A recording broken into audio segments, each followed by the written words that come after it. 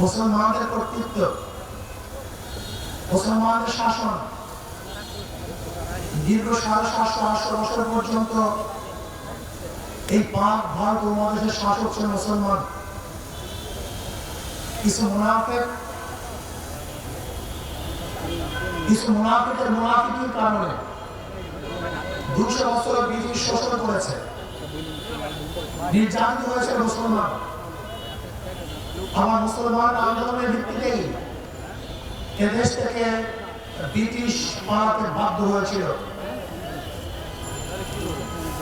British যাওয়ার পরে ভেবেছিলাম দেশের মানুষ শান্তি পাবে, মুক্তি পাবে, প্রত্যেকের অধিকার ফিরে পাবে, কিন্তু ভারত তা করে নাই। আমরা আন্দোলন সংগ্রাম করে পাকিস্তান নামে একটা ভূখণ্ড অর্জন করেছিলাম, ভেবেছিলাম মানুষ শান্তি পাবে, মুক্তি পাবে, অধিকার ফিরে পাবে। কিন্তু পশ্চিম পাকিস্তান আমাদেরকে আমাদের অধিকার না দেওয়ার কারণে আবার তাদের বিরুদ্ধে আন্দোলন সংগ্রাম করে আমরা বাংলাদেশ স্বাধীন করেছিলাম দ্বিতীয়বার। ভেবেছিলাম এবার মুক্তি পাবো, শান্তি পাবো, কিন্তু স্বাধীনতার পর থেকে আজ পর্যন্ত যারা শাসক ছিল তারা এদেশের মানুষের আকাঙ্ক্ষা এবং চাহিদা বাস্তবায়ন করতে পারে নাই, মানুষের অধিকার ফিরিয়ে দিতে পারে নাই।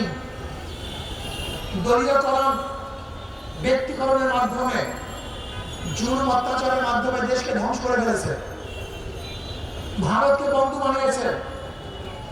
অথচ যার ভারত বন্ধু থাকে তার শত্রু প্রয়োজন হয় না।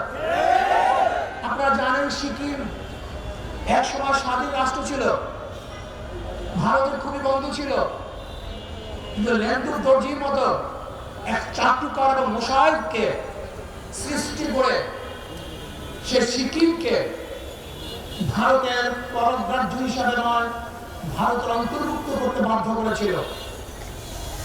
আপনারা জানেন হায়দ্রাবাদ স্বাধীন রাষ্ট্র ছিল, ব্রিটিশ বলেছিল তোমরা স্বাধীন থাকবে, কিন্তু সেই স্বাধীন রাষ্ট্রকে পরাধীন করে ভারতের মধ্যে হায়দ্রাবাদকে নিতে বাধ্য করেছিল। আপনারা জানেন কাশ্মীর স্বাধীন রাষ্ট্র ছিল, কিন্তু ভারত সেই স্বাধীনতাকে দূর করে আজকে তাদেরকে গোলামি করতে বাধ্য করেছে। আজকে বাংলাদেশ স্বাধীন, ভারত থেকে স্বাধীন হয়েছে, কিন্তু লেন্দুর দর্জির মতো শেখ হাসিনাকে এক মুখ্যমন্ত্রী তৈরি করে ওদের গোলামি বানাবার চক্রান্ত করেছিল। বাংলাদেশের মানুষ সচেতন, তারা জীবন দিতে পারে, রক্ত দিতে পারে, আন্দোলন করতে পারে, না খেয়ে থাকতে পারে, তারা খোলা আকাশে নিচে ঘুমাতে পারে, তাদের সব কিছু সার্ব করতে পারে, এটা বাংলাদেশকে গোলাম বানাতে পারে নাই। আজকে তারা কি করেছে? ফারাক্কা বাদ দিয়েছে। ফারাক্কা বাদের মাধ্যমে আপনারা জানেন এক সময় আমাদের বাংলাদেশ কৃষি নির্ভরশীল দেশ ছিল, পানি ব্যতীত ফসল করা যাইত না। এর জন্য ওরা ফারাক্কা বাদ দিয়ে আমাদের দেশকে মরুভূমি করেছে, কিন্তু তারপর বাংলাদেশের মানুষের কাছে মাথা নত করেনি। আজও ফারাক্কা বাদের সমাধান হয় নাই, আজও তিস্তার সমাধান হয় নাই। আজকে প্রবাহিত ভারত থেকে যে নদী এবং খালগুলি আছে তার পানির ন্যায্য ইচ্ছা এখন আমরা পাই নাই। ওদের পানি দরকার নাই, ওরা কোটি বছর আমাদেরকে পানি দিয়ে মারার চক্রান্ত করে। এবার বাংলাদেশের প্রত্যেক মানুষকে ঐক্যবদ্ধ হতে হবে। বাংলাদেশের উপর থেকে এমন এক শক্তিশালী বল নির্মাণ করব যে বলের মাধ্যমে ভারত পানি নিয়ন্ত্রণ করবে না, বরং বাংলাদেশের মানুষ পানি নিয়ন্ত্রণ করবে। যখন প্রয়োজন হবে আমরা পানি ছেড়ে দেবো, যখন প্রয়োজন হবে পানি বদ্ধ করে রাখবো, তাহলে ভারত আমাদের ডুবাতে পারবে না, ওদের কাছে মাথা নত করতে হবে না, বরং ভারত আমাদের কাছে মাথা নত করে বাধ্য হবে।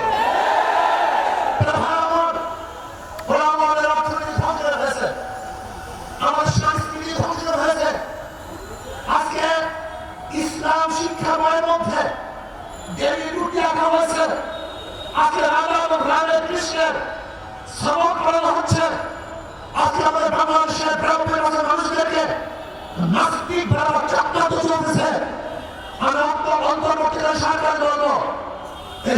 শিক্ষা কারিকুলামকে পরিবর্তন করতে হবে। বাংলাদেশের 92% মানুষের আশা এবং আকাঙ্ক্ষা অনুযায়ী, বৃহত্তর মুসলিম এই সংখ্যাগরিষ্ঠ মানুষের আশা এবং আকাঙ্ক্ষা অনুযায়ী সিলেবাস তৈরি করতে হবে।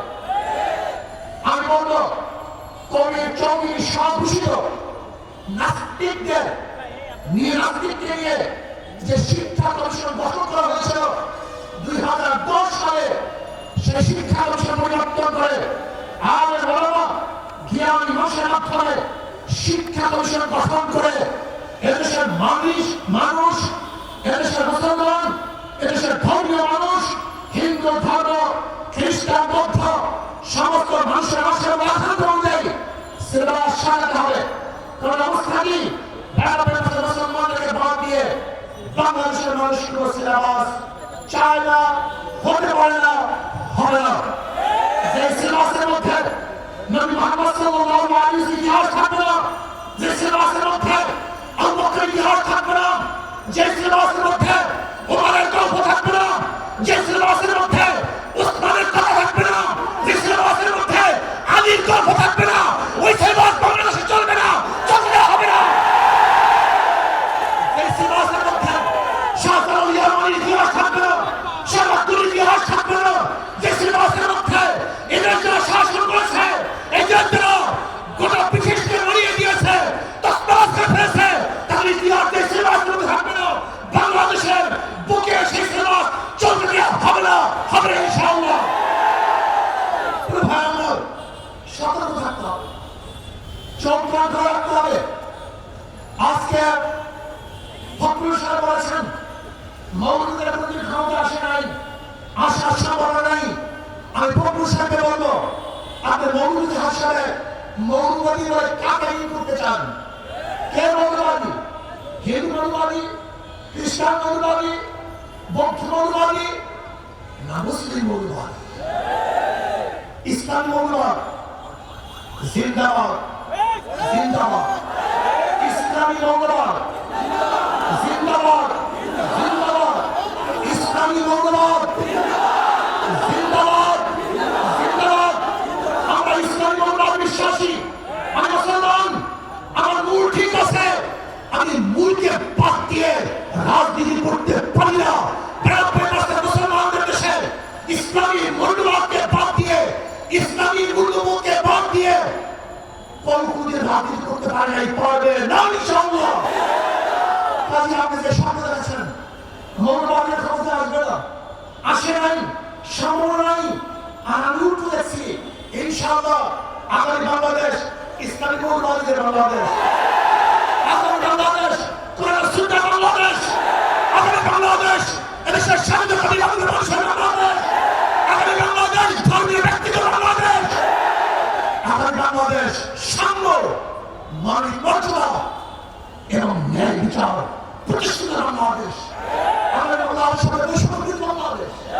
এখানে ধনী গরিব, শিক্ষিত মূর্খ, মুসলমান, হিন্দু, খ্রিস্টান, যে ছেলে পাতি খাওয়ার মাস্তুর, যে সমস্ত ব্যক্তি যেখানে যেই মানুষ প্রত্যেক অধিকার বাস্তবায়ন বাংলাদেশ, এখানে পুরুষদের অধিকার বাস্তবায়ন বাংলাদেশ, এখানে থাকবে মহিলাদের অধিকার, এখানে থাকবে ছাত্রদের অধিকার, এখানে থাকবে শ্রমিকদের অধিকার, এখানে থাকবে নেতা, কামার, ঋষি এবং পাতিদের অধিকার। বাংলাদেশ সবার বাংলাদেশ, এখানে ভেদাভেদ থাকবে না, এখানে থাকবে না শেখ হাসিনার পুত্রকে সেই পদ্মা ব্রিজ দেখতে গিয়ে 1.5 ঘন্টা রাস্তা জ্যাম করা ইতিহাস বাংলাদেশ দেখতে চায় না। এখানে কোন প্রেমিকার জন্য, কোন অঞ্চলের জন্য, বর্তমান উপদেষ্টা প্রধানের জন্য রাস্তা বন্ধ থাকবে, জনগণ কষ্ট করবে, এই বাংলাদেশ আমরা দেখতে চাই না। এরকম বাংলাদেশ আমরা চাই না। এখানে কে উপদেষ্টা, কে প্রাইম মিনিস্টার, কে প্রেসিডেন্ট, সবার জন্য রাস্তা সমান, সবার অধিকার সমান না। আমরা দেখতে চাই না বাংলাদেশ যেখানে একজন মন্ত্রী যাওয়ার সময় কোনো রাস্তা বন্ধ হয়ে যাবে আর গর্ভবতী মহিলা গ্রামের মধ্যে বাচ্চা প্রসব করবে। এই বাংলাদেশ আমরা দেখতে চাই না। আমরা দেখতে চাই বাংলাদেশ উপস্থ কর্মকর্তা আসার কারণে ফেরি বন্ধ থাকবে, আর সেই রুগী ওপারে ফেরি বলে ঢুকে দিলে মরবে। এই বাংলাদেশ দেখতে চাই না, আমরা দেখতে চাই না বাংলাদেশ বড় লোকরা বিদেশে গিয়ে চিকিৎসা নিবে, আর আমাদের দেশের গরিবরা ঢুকে ঢুকে চিকিৎসা আমাদের মারা যাবে। সেই বাংলাদেশ দেখতে চাই না, আমি দেখতে চাই সেই বাংলাদেশ কেউ থাকবে 10 তলায়, কেউ থাকবে 20 তলায়, না কেউ খাবে কেউ খাবে না, তা হবে না, তা হবে না। কেউ পড়বে কেউ পড়বে না, কেউ পূজান করবে কেউ পূজান করবে না, কেউ গোশ খাবে কেউ মাছ খাবে, আর কেউ না খেয়ে থাকবে। সেই বাংলাদেশ আমরা দেখতে চাই না। খাবো সবাই একত্রিত হয়ে খাবো, শান্তি শুরু করবো সবাই একত্রিত হয়ে শান্তি শুরু করবো, দুঃখ কষ্টে থাকবো সবাই দুঃখ কষ্টে একসাথে থাকবো, আরামাইশ করবো সবাই একই সাথে আরামাইশ করবো। আমরা চাই বাংলাদেশের প্রত্যেকের নাগরিক সমান জীবন ভোগ করবে, তারা শান্তিতে বসবাস করবে। আজকে আমি জামাতকে বলবো, আপনাদের জন্য সুবর্ণ সুযোগ চলে আসছে। আগামীকাল নির্বাচন হবে না, হকের ওলামায়ে কেরামের সাথে আপনাদের যে মতলক্ষ আছে বসে সমাধান করেন।